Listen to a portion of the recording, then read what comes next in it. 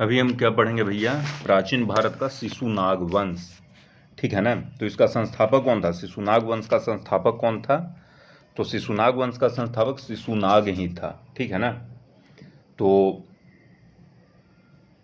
पुराणों में शिशुनाग को किस जाति का बताया गया है? पुराणों में शिशुनाग को क्षत्रिय कहा गया है। अच्छा, महावंश टीका में उसे किस राजा की वेश्या पत्नी से उत्पन्न कहा गया है? तो महावंश टीका में शिशुनाग को लिच्छवी राजा की वेश्या पत्नी से उत्पन्न कहा गया है। अच्छा, किस टीका में शिशुनाग को लिच्छवी राजा की वेश्या पत्नी से उत्पन्न कहा गया है? तो महावंश टीका में शिशुनाग को लिच्छवी राजा की वेश्या पत्नी से उत्पन्न कहा गया है। अच्छा, शासक बनने से पूर्व शिशुनाग क्या था? तो शासक बनने से पूर्व शिशुनाग एक अमात्य था। ठीक है ना। अच्छा, अमात्य था। अमात्य तो गवर्नर को कहते हैं भाई। तो यह कहाँ के गवर्नर के रूप में कार्य कर रहा था?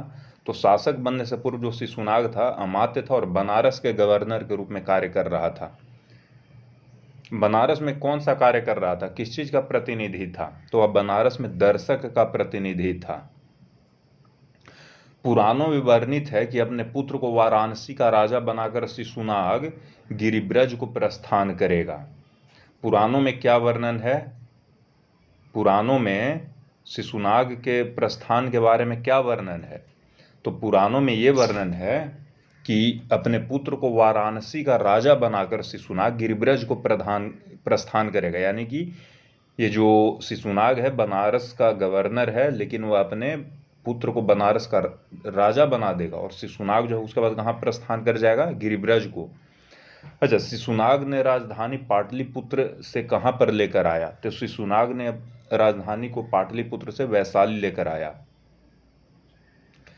अच्छा, तो वैशाली पहले भी उसका राजधानी था क्या? हाँ, वैशाली उसका दूसरा राजधानी, जैसे पाटलिपुत्र इसका मेन राजधानी था और वैशाली इसका दूसरा राजधानी था, जो बाद में उसका प्रधान राजधानी बन गया।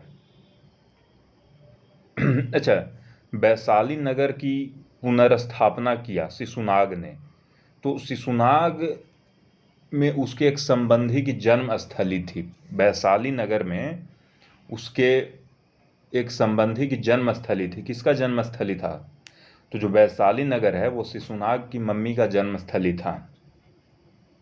अच्छा, सर्वप्रथम अवंती को किसने जीता? तो शिशुनाग ने ही सर्वप्रथम अवंती को जीता था न।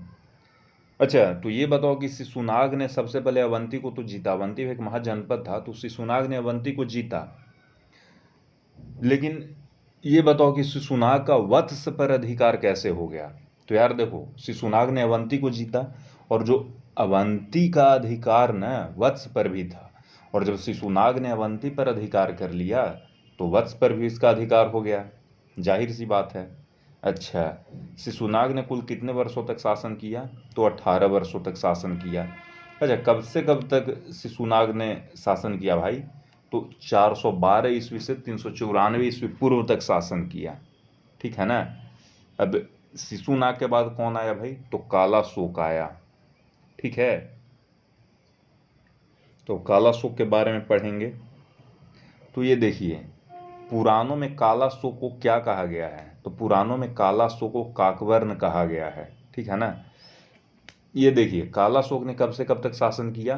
तो 394 से 366 ईस्वी पूर्व तक शासन किया। 394 से 366 ईस्वी पूर्व तक शासन किया। ठीक है ना।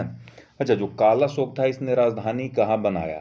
तो भैया देखो, राजधानी तो पाटलिपुत्र था शिशुनाग के समय, और वैशाली दूसरा राजधानी था। शिशुनाग ने क्या किया? राजधानी को पाटलिपुत्र से वैशाली ले आया। काला शोक ने राजधानी को पुनः पाटलिपुत्र ले आया। अच्छा, काला शोक के समय एक महत्वपूर्ण घटना हुआ था बौद्धों से संबंधित। क्या हुआ था भाई? तो काला शोक के समय दूसरी बौद्ध संगीति आयोजित हुई थी। अबे याद रखना, पहला बौद्ध संगीति अजातशत्रु के समय आयोजित हुआ था, दूसरा बौद्ध संगीति काला शोक के समय आयोजित हुआ था। दूसरा बौद्ध संगीति किसके समय आयोजित हुआ? तो काला शोक के समय। कहाँ आयोजित हुआ?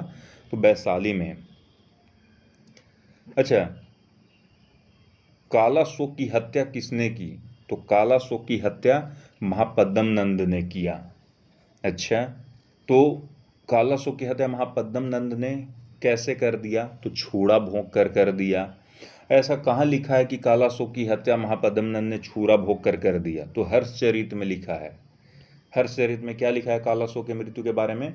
तो हर्षचरित में कालासो के मृत्यु के बारे में लिखा है कि पद्मनंद की हत्या महापद्म नंद ने छुरा भोंक कर कालासो का हत्या कर दिया। उस समय कालासो कहाँ घूम रहा था भाई? तो कालासो की हत्या राजधानी के समीप घूमते हुए महापद्म नंद ने छुरा भोंक कर दी। अच्छा, कालासो के 10 पुत्रों का उल्लेख हुआ है जिन्होंने संयुक्त शासन किया था। किस ग्रंथ में कालासो के 10 पुत्रों का उल्लेख हुआ है जिन्होंने संयुक्त शासन किया था भाई? तो महाबोधि वंश में कालासो के 10 पुत्रों का उल्लेख है जिन्होंने संयुक्त शासन किया था, है ना। अच्छा, शिशुनाग वंश का अंतिम शासक कौन था? तो शिशुनाग वंश का अंतिम शासक नंदीवर्धन था, है ना। नंदीवर्धन का और भी नाम था क्या? हाँ भाई, पंचमक। पंचमक था, वो भी नंदीवर्धन था। और महानंदिन, है ना, ये भी इसका नाम था। तो शिशुनाग वंश का अंतिम शासक कौन था भाई? नंदीवर्धन या पंचमक या महानंदिन, तीनों वही था। पुराणों में कौन सा नाम मिलता है? पुराणों में तो केवल नंदीवर्धन का ही नाम मिलता है, ठीक है।